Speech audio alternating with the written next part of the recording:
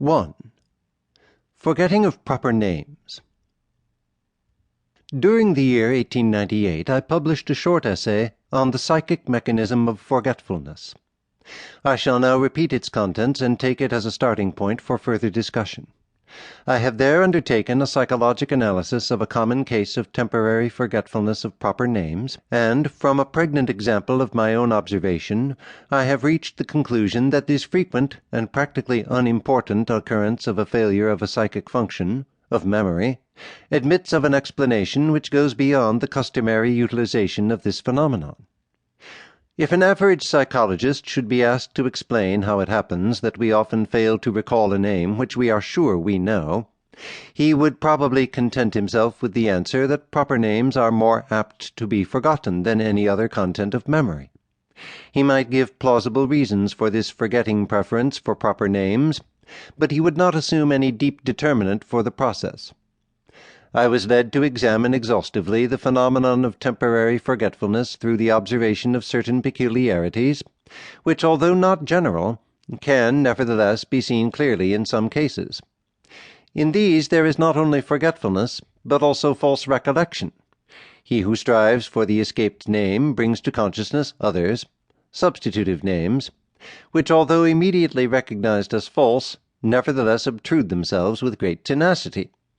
The process which should lead to the reproduction of the lost name is, as it were, displaced, and thus brings one to an incorrect substitute. Now it is my assumption that the displacement is not left to psychic arbitrariness, but that it follows lawful and rational paths. In other words, I assume that the substitutive name, or names, stands in direct relation to the lost name, and I hope, if I succeed in demonstrating this connection, to throw light on the origin of the forgetting of names.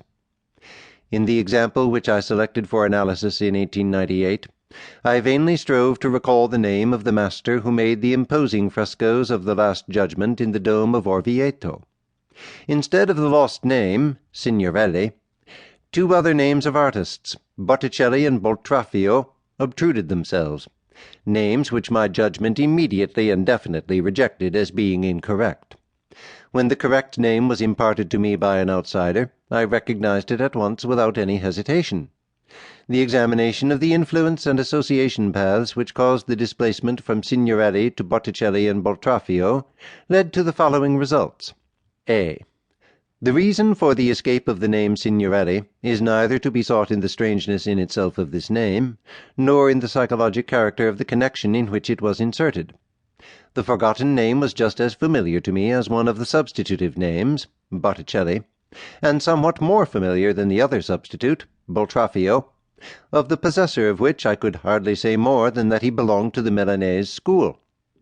The connection, too, in which the forgetting of the name took place appeared to me harmless, and led to no further explanation.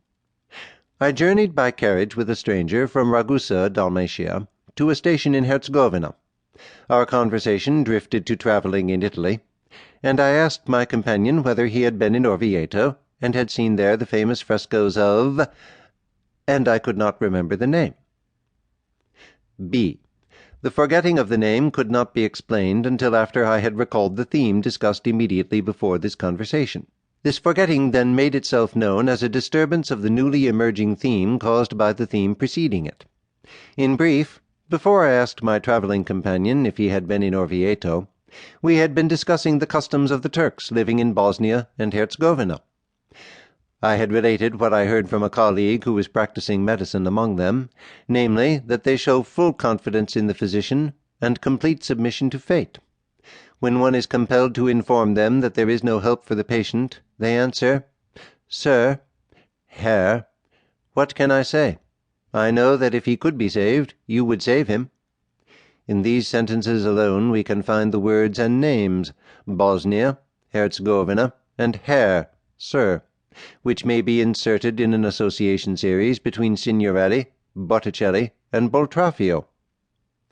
I assume that the stream of thoughts concerning the customs of the Turks in Bosnia, etc., was able to disturb the next thought, because I withdrew my attention from it before it came to an end.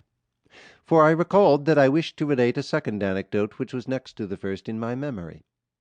These Turks value the sexual pleasure above all else, and at sexual